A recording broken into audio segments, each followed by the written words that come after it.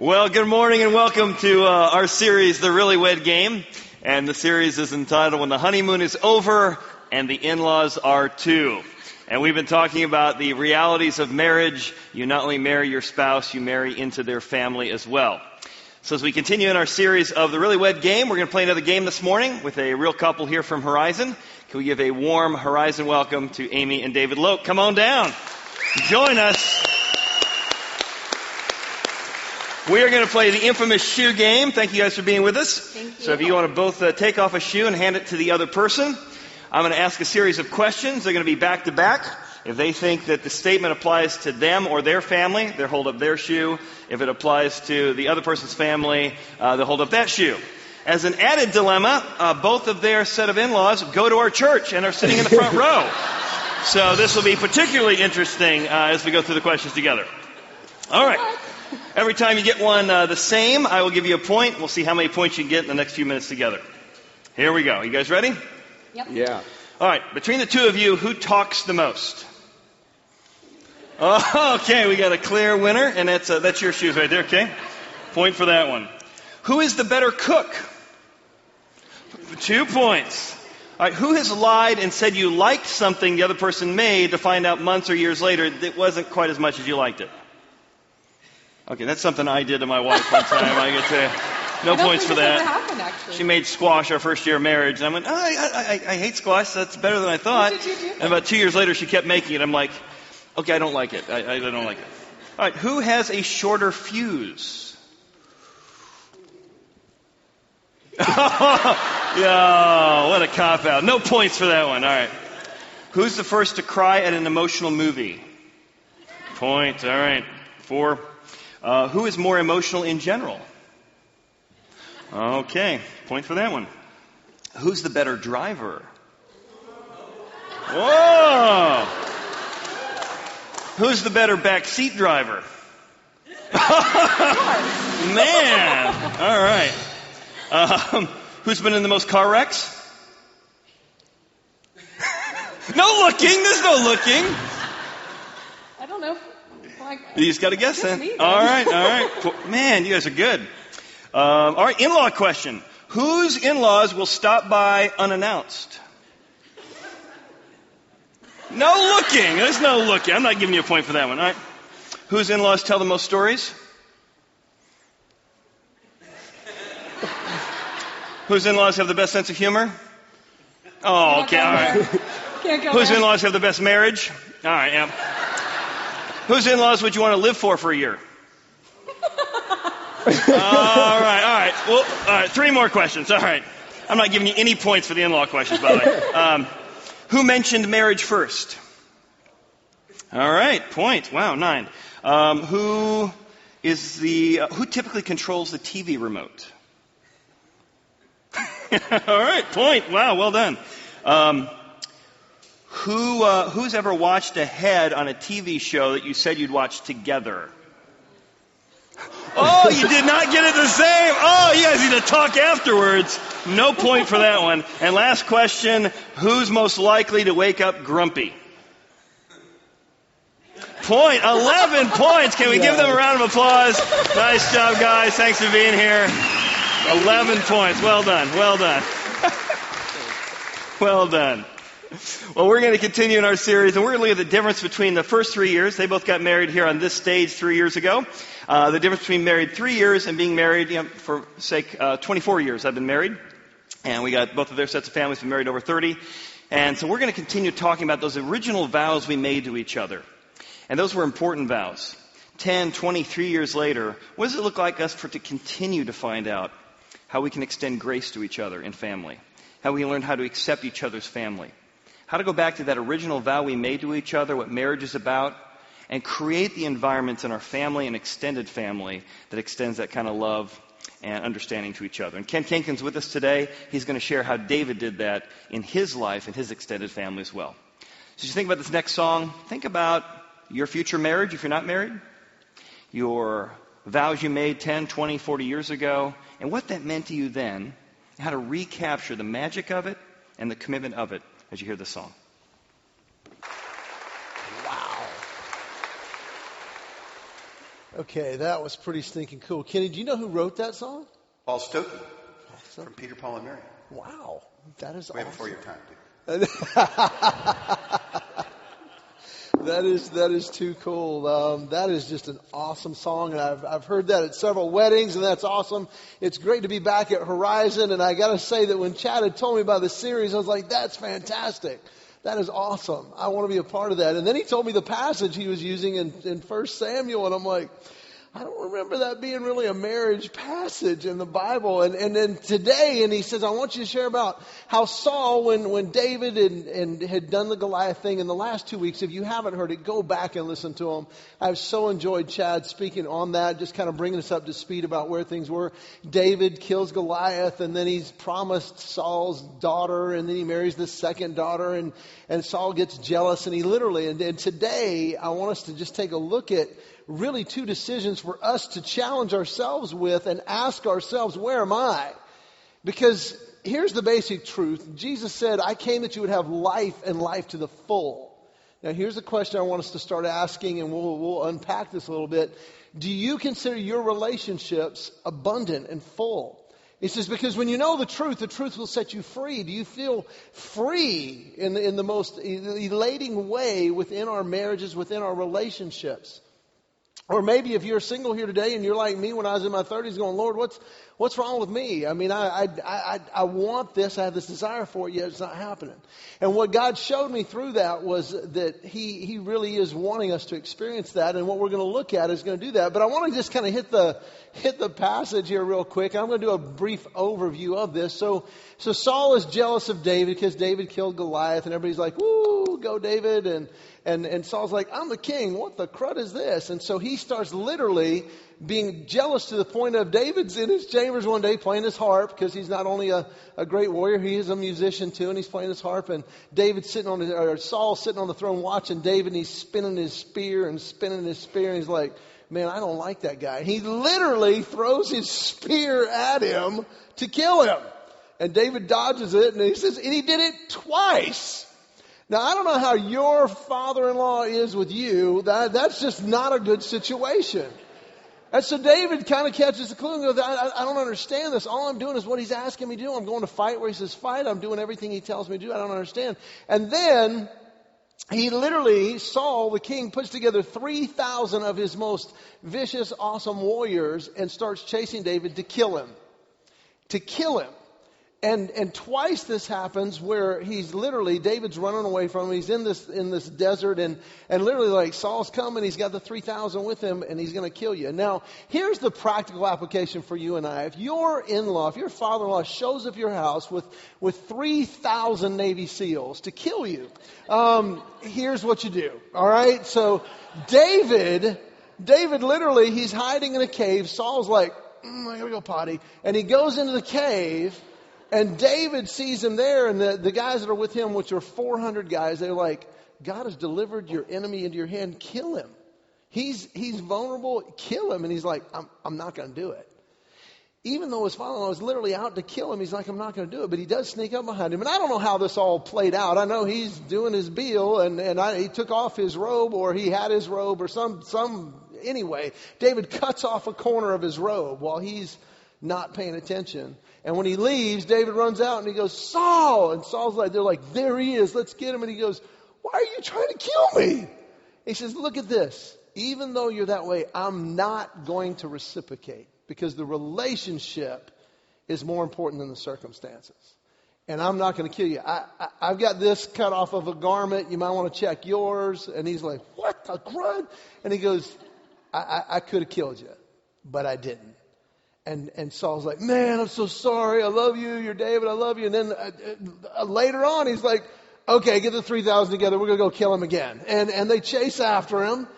And they're like, he's down in this valley. And David goes, who's going to go with me? And they're like, I'll go with you. And one of his buds is like, you just give me one shot at him. I don't need 2 shots. I'll take one with my spear. And God, they're asleep. And they literally walk up to him. God calls them to go into deep sleep. And David's like, okay, here he is. And they're like, kill him. Just kill him. And he's like, this is the second time he threw 2 spears, and he went in the cave and you cut off the robe, and he said, oh, sorry. And then he's here to kill you. Just kill him. You don't even, just tell me. I'll kill him. There he is. He's done. I'll do it. And he's like, no, I'm not going to kill the Lord's anointed. And he's my father. I'm not going to do that. And that level of just character is amazing to me. To put the relationship over the circumstances is monumental. And he takes his spear and he takes his water jug. And they leave and they wake up and they're like, look, there's David, and let's get him. And he's like, Saul, whose spear is this and whose jug is this? And he calls out to his bodyguard and he says, you stink as a bodyguard. I walked up and took his spear and his jug and could have killed him. You're not good at all. And he said, but here's the deal. I could have killed you and I didn't. And that relationship over the circumstances is one of the critical pieces. Now, I want you and I, as I've been studying this, to ask the question, how am I doing? And if I'm not enjoying fulfillment in my marriage, if I'm not really encouraging and fulfillment with my whole family, it doesn't matter the circumstances. I get to choose what's going to happen from there. And there's a wonderful verse in Genesis 24. And there's two words we're going to look at and then pull them together. It says simply this: therefore shall a man leave his father and mother and shall cleave unto his wife, and the two shall become one flesh. That's kind of a verse. You'll hear it at weddings all the time. But how we leave our family and go into a marriage, and how we are in our marriage with our families changes everything. And it's really a choice that you and I have to make, and we are making on a regular basis, to determine whether I'm going to be fulfilled or I'm going to be frustrated. And here's the difference. I want you to just think of, you can hold your hand up, you don't have to, but think of a needle, and on one side is pride. On the other side is humility. And how I'm functioning within my family, me, not everybody else, just me, how I function will determine the level of fulfillment and abundance that I experience. Now, in our society, it is all about pride, and it is a common experience for us to function out of the flesh, out of what I think, what I feel. We live in a society with millions of people that are functioning out of whatever I think is best, whatever I think is right, whatever I think is good, based on 24 characters, and I will evaluate and judge and condemn based on everything going around me in circumstances, just like Saul. But to humble myself and say, wait a minute, maybe I don't know everything. Maybe I'm going to commit to something bigger than me. Because here's the reality, and I love this quote. Humility is not the lack of strength. It is the process to wisdom and fulfillment. Humility. So where am I? Am I functioning out of pride? Look what I've done. Look who I am. Or am I functioning out of humility? What can I learn? What can I do? How can I encourage? And I got to function in that way. And if you're here today and you're single, let me just tell you, this one word changed everything for me. Now, if you were here when we did a relationship a couple years ago, I shared this. I have two records I hope nobody can beat. And that is, one, I had 18 roommates. 18 roommates as a single guy. It wasn't that I was a horrible roommate. It's I married off 16 guys. All right? My friends called me Preparation K. All right? So, I don't like the nickname. It was just there. Now, on the other side, I had dated 7 women, seriously, like more than once. And 6 of them not only broke up with me, married the next guy they dated. All right? And it got me to the point where I'm like, what the crud, Lord? What is wrong? And it drove me to this one word. And I said, God, I have this desire. What is wrong with me? And I stopped asking it rhetorically and started asking it practically. Because humility is when we come and we're like, what do I need to change? And this one word is simply this: am I teachable? Am I teachable? And in those areas of frustration or conflict or whatever, if we will become humble and teachable, we will start experiencing fulfillment and harmony at a level that we can't on our own. See, the problem is in our world is that we have this concept that we're already perfect. I did a singles conference a couple weeks ago, and they said, what do you think about online dating? And I'm like, well, online dating, it's a non-entity. It's a neutral. But here's the deal. It's a horrible presupposition. Because we're presupposing that what I'm sharing is the perfect example of me and I'm perfect, and they're sharing the perfect example of them and they're perfect, and thus if all these things line up, we together will be perfect. And I don't know if you've looked at it very closely, but what you see and what you get in that situation is not very true. And those who have been online will vouch for that.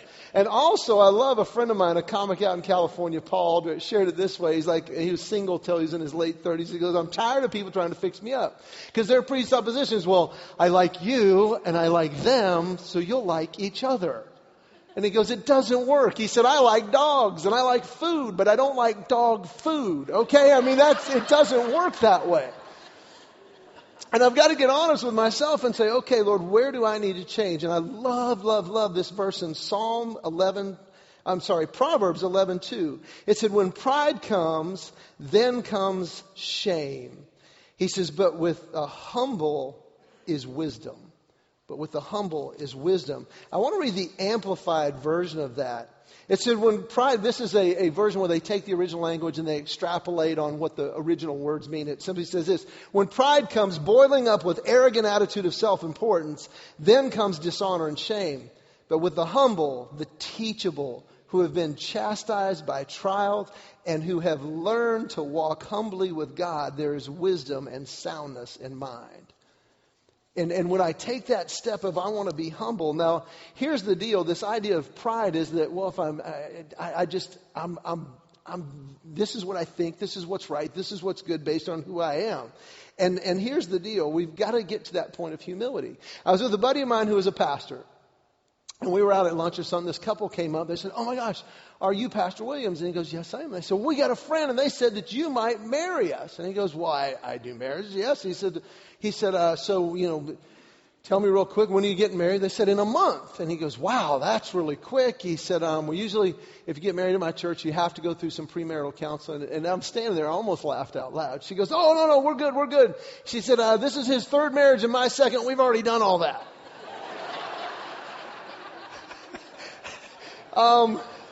If you're looking at the scale, that would be the pride side of the scale versus the humility side. I don't think it took. I don't think you were really listening at that point. Because the truth is, we've got to say, okay, what do I need to change? And my oldest son, he's a junior in college now, but when he was going for his freshman year, he was up for a president's scholarship, and he had to be interviewed by the president, vice president, and this board. And I kind of prepped him for the interview, and he said, is there anything else, Dad? Is there anything else? I said, there's this great question that will indicate your humility. And I said, there's something contagious about humility. He said, what is it? And he said, I said, there's a good chance at the end of the interview, he'll say, Graham, do you have any questions for us? And they usually say that. And he came out and he said, Dad, they did. They asked that question. I said, do you remember the question? He goes, yeah. He said, it was awesome to look at them. The question is simply this. They said, do you have anything you want to ask us? And he said, I do, but I don't. He says, I'm a freshman in college. You're a doctor. You're the president of the university. He says, I don't even know what to ask. What question should I ask that I don't even know I should ask? And he said, they just went, wow, dang. And he said each of them had a different answer. And he said it was amazing because I don't even know what to ask. And as wonderful and as great as marriage is, the truth is we've never been in that situation for the first time of marriage. And we are in ignorance. And those who say, what I think, what I feel is right and good and all this, they're literally acting out of limited knowledge, ignorant and incomplete cranial thoughts about what's going on. They don't know all the circumstances.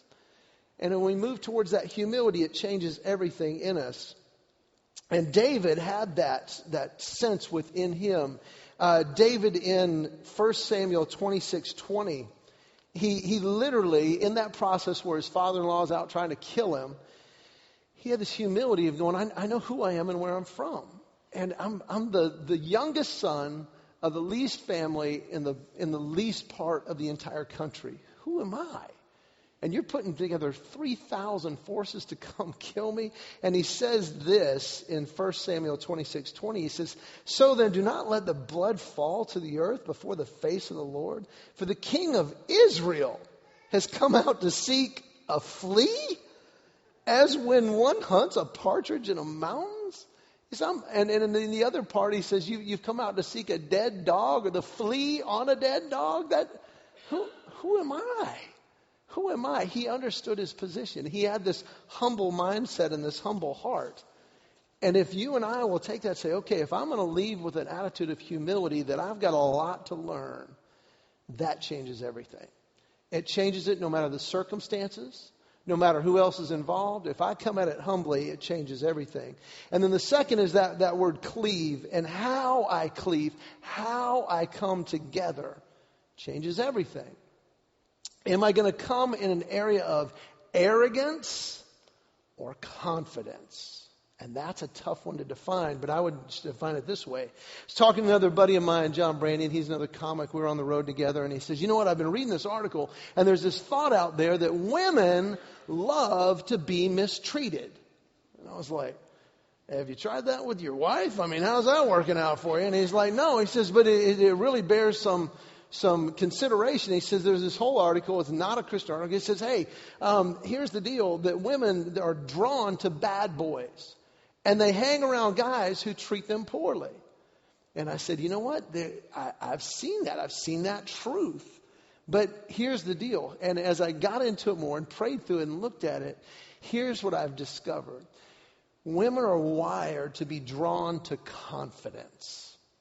And when the absence of confidence, they will misjudge arrogance as confidence. And they'll be drawn to it. And the difference between arrogance and confidence is very simple. It's the idea of where is my trust? Where is my faith? Where is my hope? Where is my core of my being? Is it in myself or is it in something bigger than myself? Truth from God Himself. God Himself. Where is that? Because I've seen guys that are very confident and they don't have the resume to be so, but I'm like, man, you're a great guy. It's because they based it on the truth and following the truth. And I saw this. Now, here's the deal. In our society, we tend to, and I'm so excited about the Authentic Men deal we're doing the next 6 weeks, because we're going to identify this truth, this idea of confidence versus arrogance. And to be able to realize who God really made us to be. And I'm very excited about that. I can't wait to be a part of that. But here's the deal. In our society, we do something successful, get successful at something, and thus everything else should just fall into place. Everything else should be all right. And what we see in our society a lot of times is we'll see men specifically who become successful in an area, and then instead of dealing with the others and humbling themselves, becoming teachable in the area of relationships and in-laws and that, they just they become workaholics and they keep moving that way. I've got a good buddy. I'll call him Tate because that's his name. And Tate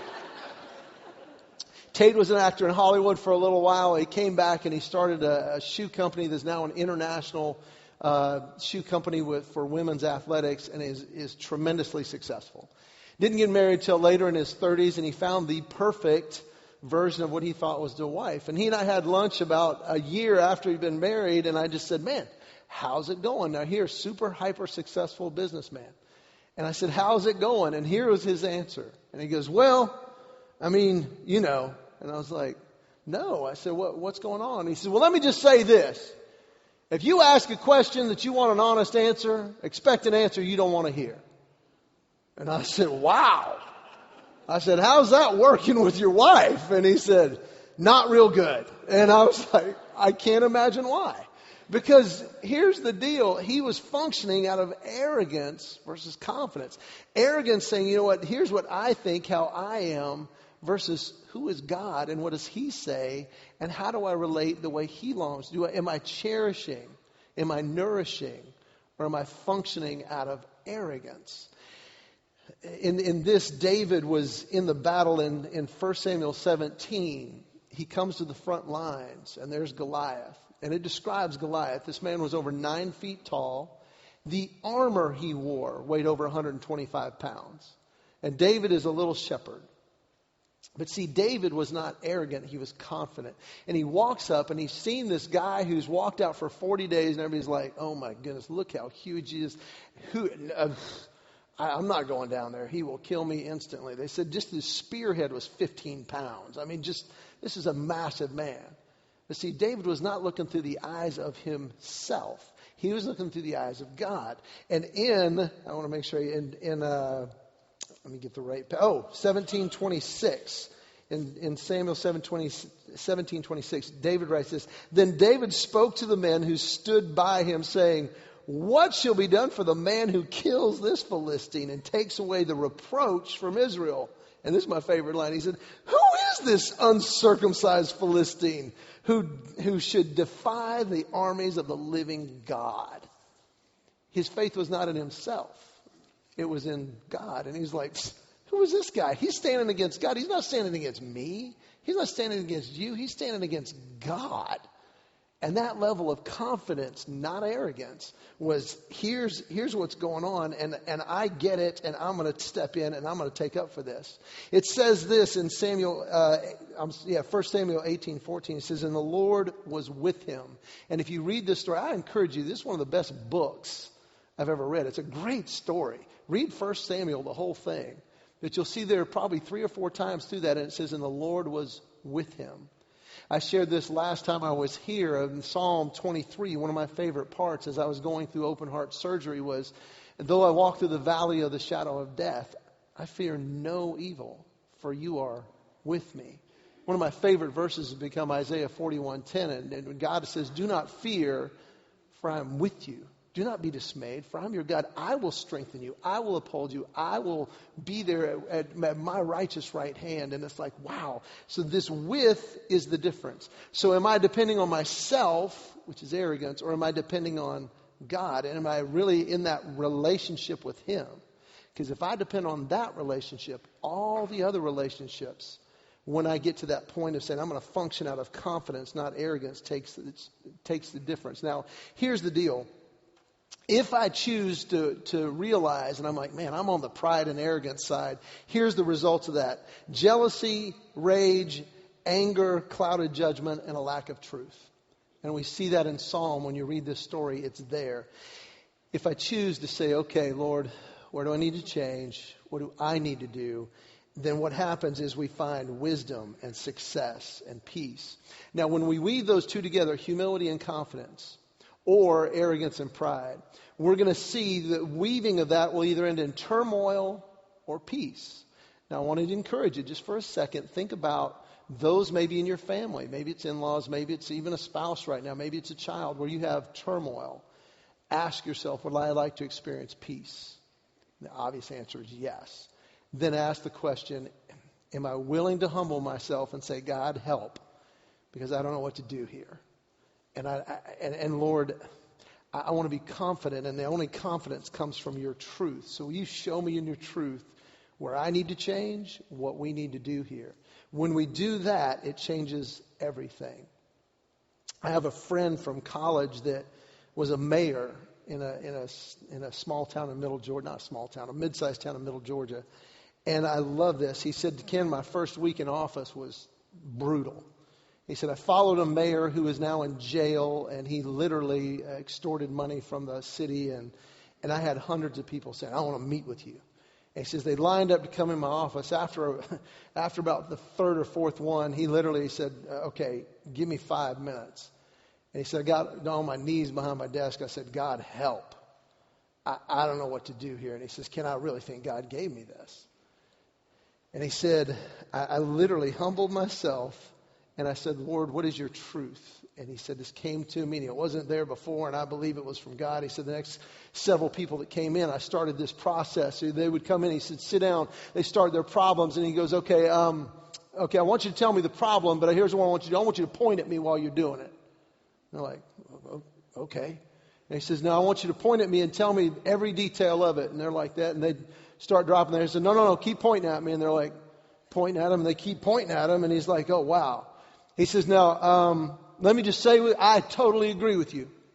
I am 100% in agreement, but I need to ask you a question. I said, sure. And he goes, how many of your fingers are pointing back at you? Well, 3. And he says, see, here's the deal. I don't need to know the problems. I got plenty of problems. And I got a good grip on what the problems are. What I need is solutions.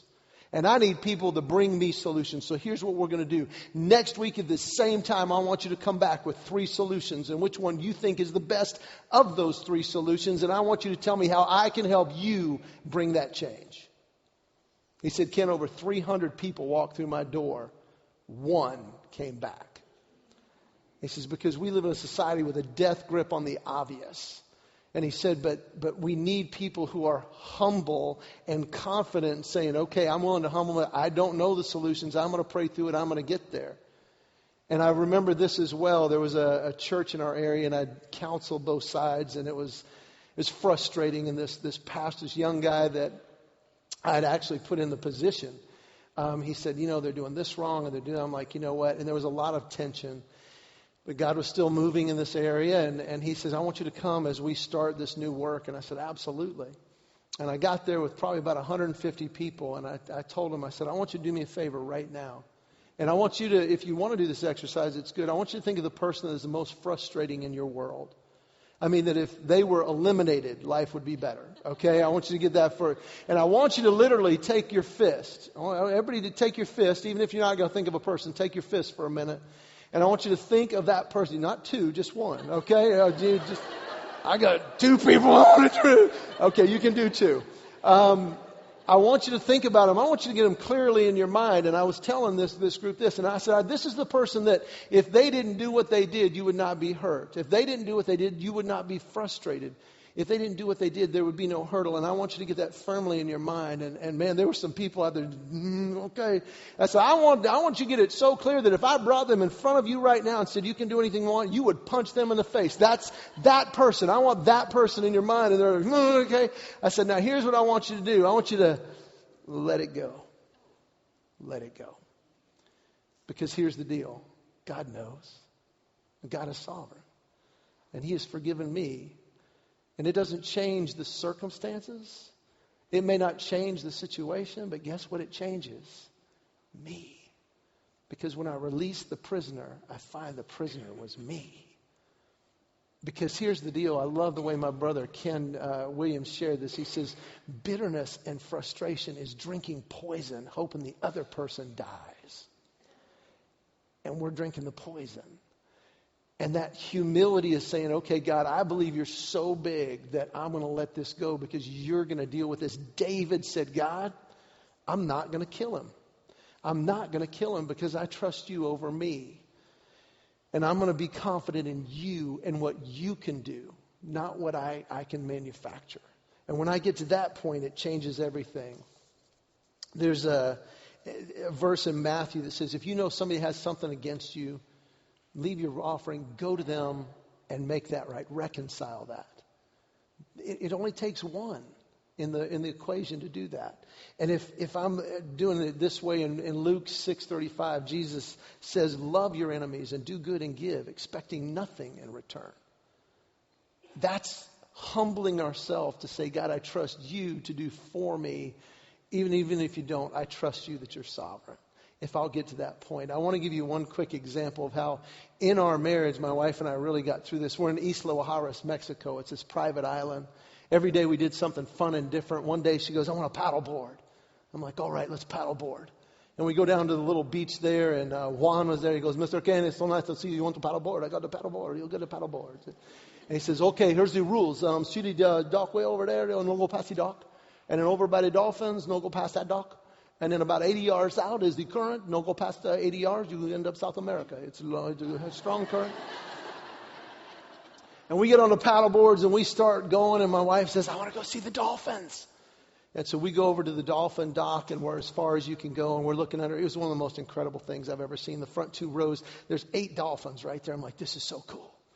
Now, my wife is the spontaneous one. I am the rule follower. She goes, you know what? I bet if we go around the dock, we could see more dolphins. And I said, well, Juan said, no, go around the dock. And she said, well, come on, what are they going to call the paddleboard police? And she starts paddling. Now, all I'm going to say is when we get to heaven and I meet Adam and Eve and that whole apple thing, I got no stones to throw at Adam, okay?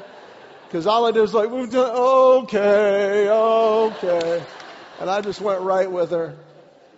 And we get around there, and it opened up, and there were hundreds of dolphins, and it was one of the coolest things ever. And then out of nowhere, I just hear this. I'm like, is that the paddleboard police? And I look, at the dock that we'd come past, there is a ship. It's not a boat, it's a ship, and it's coming directly at us. Just, I'm like, huh? And I look, and I did the math, and I just yelled over my shoulder, "We gotta go!" And I started paddling as hard as I could, and he starts honking more. I'm like, "I am going as fast as I can." And I get around the dock, and he starts honking more. I'm like, "Dude, I am nowhere near the dock." And when I did that, I looked, and there's my wife in no man's land going, "Ha, ha." And I did the calculation, and I'm like, she's not going to make it. And she said, "What do I do?" And I was like, "Go the other way." And she starts going, and she gets, and within seconds, the ship comes in, and she disappears, and I'm standing there. I have never had a more empty feeling in my life. I'm like, it was a good 20 years. And as soon as he docked, I just had this emptiness. I go out to where I can see around the ship. And when I can see around, there's my wife. She is paddling as hard as she can. And she's going about that fast because she's in the current. And I was just like, ah. And then she just screams. She goes, and just desperation. "What do I do?" And I was like, "Paddle harder." And that's all I had. And she waved to me, but she only used one finger. And I went out to her, and she drops on the board, and she grabs it, and we get around to safety, and we're in the cove, and she's like, "Why did you leave me?" And I was like, "Well, you broke the rules." And it was just, Now I've heard this phrase, and I made a decision that day, and I literally humbled myself, and I thought, I heard the phrase, in a marriage, you can be happy or you can be right. And I want to add one to that, because I don't care if I'm happy or right. And we had dinner that night, and we're looking out over the cove, and we're just laughing about the whole thing. And I said, "Honey, I don't care if I'm ever right again. I know I'm going to be right and wrong. And happy comes and goes. But I want to be together. I'm going to be together. You get hit by the ship, I get hit by the ship. I'm not ever going to have that experience again. And if we're together, and if we together, or really just one of us makes that decision and says, "Hey, I want to be together on this." And whatever we decide, and to humble myself to go, "Hey, I love you. I'm committed. I took that vow, all right? I'm committed." And there's been a couple arguments we've had where she's just heated. I'm like, "Hey, I love you." She says, "I love you too." And it just breaks the ice to go, you know what? Whatever I need to change, I'm going to change. I want to be teachable. And my confidence is not in me. It's in this truth. And every time I trust it, and every time I look at it, it changes everything. And when we weave those two together, it literally, that relationship over the circumstances, it changes everything. So I'm so glad you're here today. If you don't mind, let me just pray for us, and then I want to just give you one quick idea. Father, thank you for today. Thank you for your word. And I pray that you would just draw our minds clearly where we are. It's not up to anybody else. It's up to us. Do we want to humble ourselves? Do we want to be confident instead of arrogant? And when we weave those together, Lord, you do amazing, amazing things. Lord, we come to you. I pray for anybody that doesn't know you personally to realize you really do want us to have the abundant and full life possible. And it comes from knowing the truth, because the truth will set us free. In Christ's name, amen. If you are a man here today, and it appears like many of you are, the staff here has invited me to come back Sunday night and Monday morning for starting tonight, for the next 6 weeks. And we're going to look at this series called Being an Authentic Man. And I don't know about you, but I just feel attacked in our society if you're a man. What does that mean? At what stages? And I've looked over all the material, but specifically the first ones. This is something I want to go through. And you are welcome. If you're a man, you're welcome to come here. It's tonight, and it's in the morning at 6 a.m., and it's tonight at 8 o'clock, and it'll be about an hour and a half. We'll start on time, end on time. But it's just an easy look. And if you've been coming for a while, but you haven't really plugged in anything, this is the perfect opportunity. I'll be doing just like a quick 20-minute piece, and then we'll break into just some discussions. You don't have to talk. You can talk. Meet some great guys. I think the sign-up's out there. But thanks for coming today. Thanks for being here, and make that choice. God bless you. Have a great weekend.